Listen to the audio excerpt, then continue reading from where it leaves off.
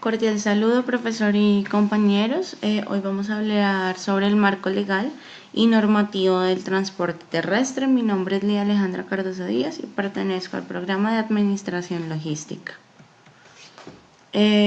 Para la actividad propuesta tenemos 4 leyes que revisar para verificar o validar qué cosas o qué aplicaciones debe haber en el transporte terrestre. Encontramos la Ley 105 de 1993, que corresponde a principios y disposiciones generales del sector de transporte. Esta ley habla sobre disposiciones de transporte en general para todo el transporte público, teniendo en cuenta, el aéreo, el marítimo, el fluvial, el férreo, el masivo y el terrestre. En cuanto al transporte terrestre, esta ley habla sobre el transporte de personas, que tiene una regulación del Estado que garantiza la adecuada prestación de este servicio. La idea es que el gobierno sea quien establezca y otorgue las rutas de acuerdo a los diferentes contratos establecidos y de acuerdo a cuáles son, digamos, como los colectivos o asociaciones que prestan este tipo de servicio.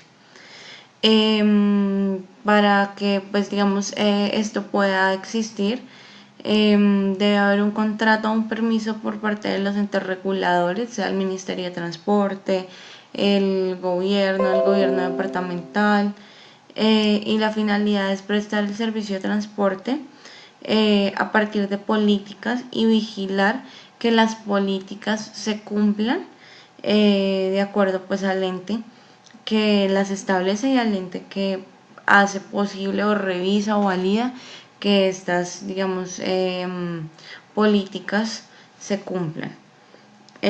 Habla también sobre el transporte por carretera, donde nos habla del perímetro nacional.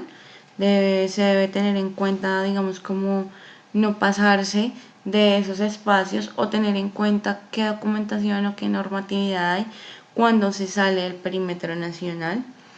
Y también contempla sanciones impuestas por violar las normas que dentro de la ley se establecen.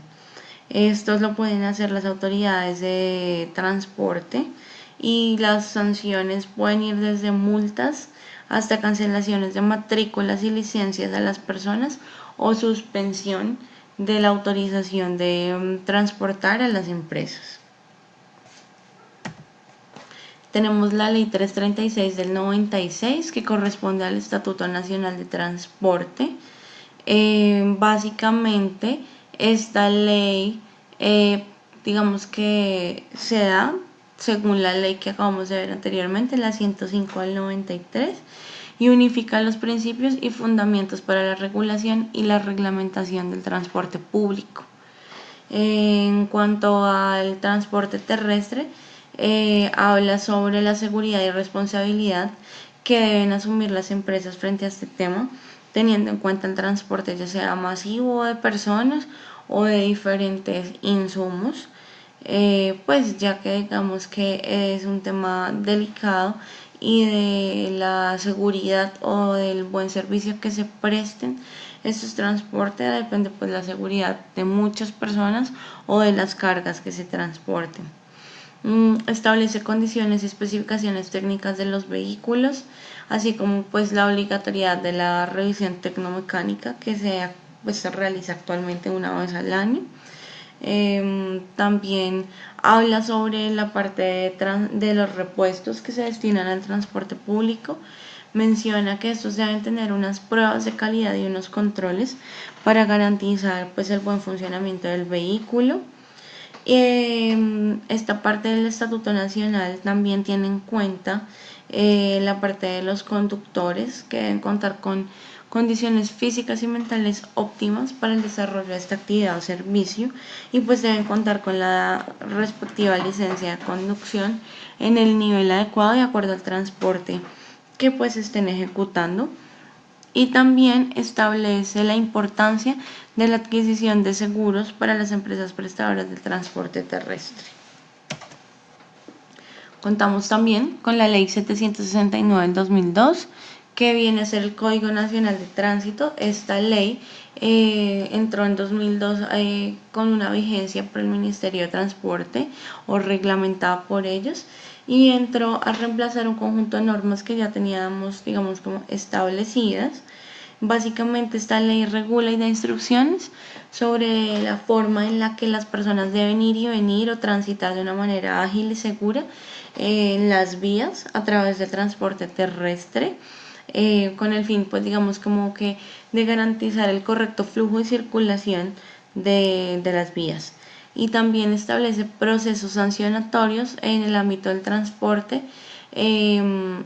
para pues las personas que no actúen de manera adecuada, y le da a las autoridades de tránsito una guía para saber cómo proceder adecuadamente cuando estos procesos o estas irregularidades se presentan.